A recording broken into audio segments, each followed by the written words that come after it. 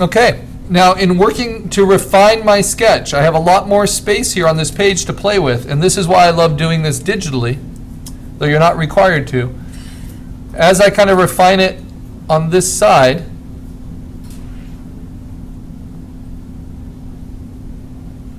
let's say like this. Maybe I decide I want a little stem like that coming in. No, that's too picky. So just like that. Now I can take this, I can hold down Option and say Layer, Merge Visible. And then I can duplicate just this part onto its own layer. And I can move it down. And I can have another version of this. And the first thing I play with is stretching it. You know, I want the overall shape to be satisfying. And sometimes, especially when they're not symmetrical, I'll play with warping them. Yeah, I want that trunk to be a little taller, but maybe I don't want that leaf to be quite so big. Because maybe the problem with this one is the leaf and the stump are kind of competing for attention, where I want the stump to really be the star and the leaf to just be supportive. Maybe I want to put a little bit of curve in that leaf. Just a touch, so it doesn't look so flat. Just a little bit of gesture. And I'm looking at the negative spaces around my shapes. Not just the lowercase e, but around the roots and in between the leaf and the stump. And I'm seeing, okay, is this now an improvement? I can make it bigger, and I can keep tweaking it.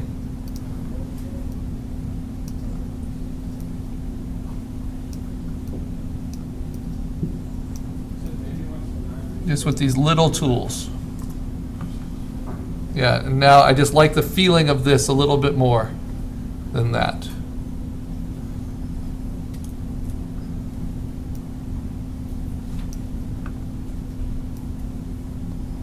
At the same time, I don't want the stump to feel too tall.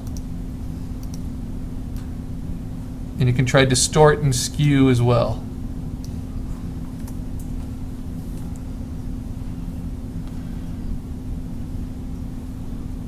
All right. So if that's my approach, what do I do now? And you can do this with a sketch that you've done by hand as well. I'm going to now move to a 100% brush. And I'm going to try to keep its hardness at 100% as well. And I'm going to clean it up. So I'll make another duplicate of it. And I'll paint on top, and I'm going to label or mark this layer. This is my refined sketch layer. Oops. And the first thing I'm going to do is paint in with white. And if you actually paint a logo by hand, which I had to do in design school, paint logos and logo types by hand that I designed, you use what's called graphic paint. And we used Pelican, I think Plaka paint, graphic black and graphic white. And you paint your image, and then you paint the outside around your image with the white. And you try to refine it as much as possible. So you go between your black and white ink, and you just really clean it up. Now that is a pain, and that is the problem with raster imaging for this. Is it's hard to do that really well with a really steady hand, and it's annoying to do it. And you'll never, or you'll very seldom just get everything perfect. So what I'm going to do at this stage is I just want to indicate the things I like most. And I actually might like a little bit of texture here on the inside of the wood.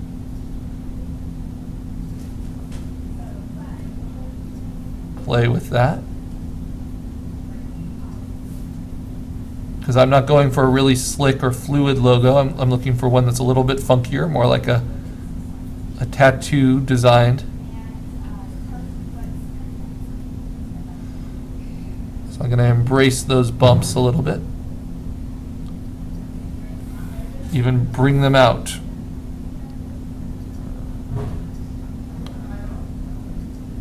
But I want the center to be thicker than the edges when I talk about these tree rings. And so I can overpaint them and then use the white paint at 100% with a pretty sharp brush and paint into them. I was trying to kind of cut out the edge. I want it to trail thinner here.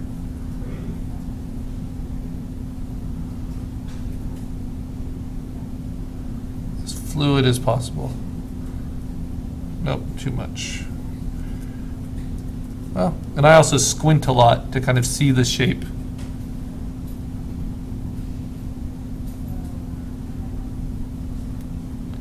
I can actually make this middle look a little bit leaf-like if I want to.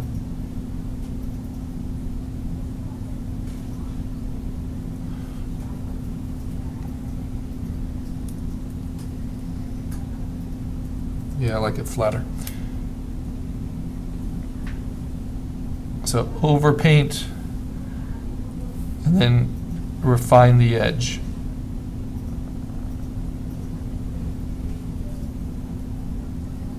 Like so.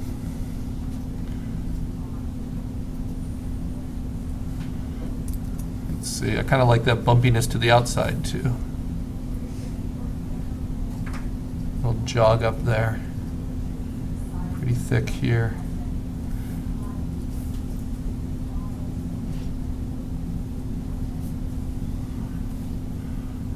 All right, and I know I want this to be completely open here. So when we're making the connection with our eye, like between those two, that's called Gestalt theory. We're connecting the dots. The viewer's doing the work. We're trying to be as efficient as we can with our marks. But a lot of that has to do with our sensitivity we have to the space. So that works. This might even work a little bit better, but then I might lose the E. So it's a very subtle game. And that's why the computer is a beautiful design tool for this. So you can save various alterations, variations. See what you like best.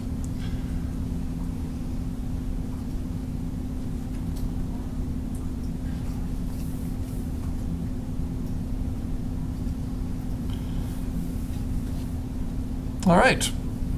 So I'm not going for a perfect sketch, but I'm going for a good indicator of good experiment of what's working for me and what isn't.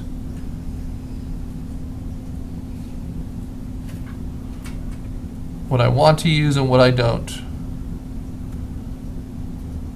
I kind of like some of these funky textural marks. As long as I don't get too insane, those might work well.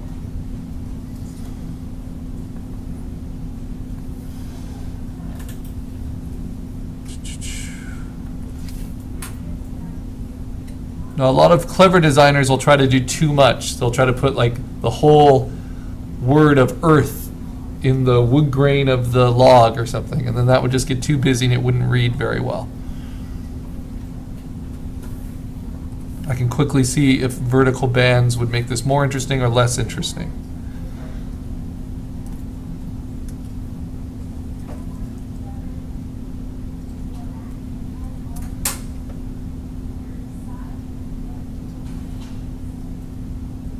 Yeah, I think maybe they take away a little bit from the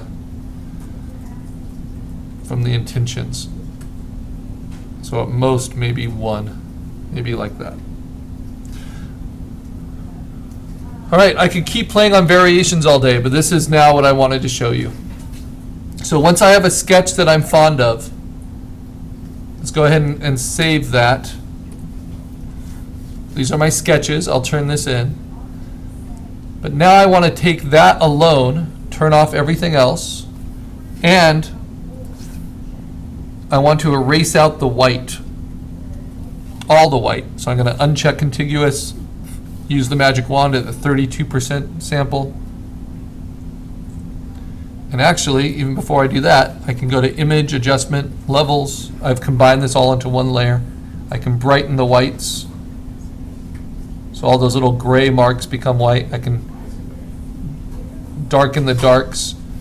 So I get kind of a roughly, purely black and white cutout, right? But now I want to delete all the white. So I'll do that. It's not perfectly black and white, but that's okay.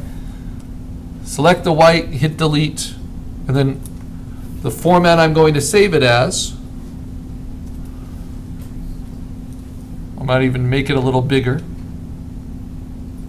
Holding down Shift. See, okay, does it work big? Does it work tiny? Can I still tell what it is? Yeah, it works pretty well. Do I want to play with the proportions just a little bit? Maybe squeeze it in just a bit. Yeah. Okay, so with this, and logos, you know, in a real logo design job, you would do something like 50 initial designs. It's arduous for something so simple at the end. Okay, once I have this, I save it as a PNG. So I'm going to call this, and I always call these files test files. So test Carl assignment 6, because it's still a raster, and I don't want it to be raster. Save it as a PNG to the desktop. Say OK. Now, I can look through past all of this stuff. I don't need any of that open anymore. But those are all of my inspirations, right, which got me to this spot. And now I'm going to open up a brand new program, Adobe Illustrator. And the simplest way to do it is to take your PNG, which if you open up in preview, you double click, it will show on a gray background. So you're seeing this really is just a black cutout, my sketch. And then I'm going to right click that PNG and open it with Illustrator for the first time. Because we are going to make this logo as versatile and as useful as possible by taking it from a raster and instead making it a vector. Okay, so as it comes into Illustrator, because it's a pixel-based image, it's going to automatically draw a little transform box around it, and it will give me the option at the top to image trace, to convert it into a vector. And I am going to take the drop-down options, and I want it to be, I can say black and white logo if I want. I can try silhouettes if I like. Usually I like silhouettes. I don't mind that it's a large image. We have a fast computer, so I'm going to ignore that. And then it's going to show me a preview. So notice now where I had gray before, and I had some sketch marks, now this is exactly black and white. And no matter how much I zoom in or out, it's perfectly smooth. And then I can play with it using these advanced options, which if they don't show up for you are right here. And the first one I want, this is why I use silhouettes, because it will ignore the whites. But I can always check ignore white. And I can say, if this looks too bumpy and too weird, I can play with how many corners there are. I can say allow fewer corners. I can say allow less noise. And I can say I don't want so many paths. I want a lot fewer paths, which we'll learn about what those are. And you'll notice that my logo design, it changed slightly with each of those. It kind of rounded things out, softened them. And all of that looks pretty good. And so when it looks like something I can build up on top of, I hit expand up here, and it will trace it into a vector, which looks very different than a raster image. Okay, so now I have a vector image of my sketch. It needs work still, but I'm going to save that. File, save as, Carl assignment 6.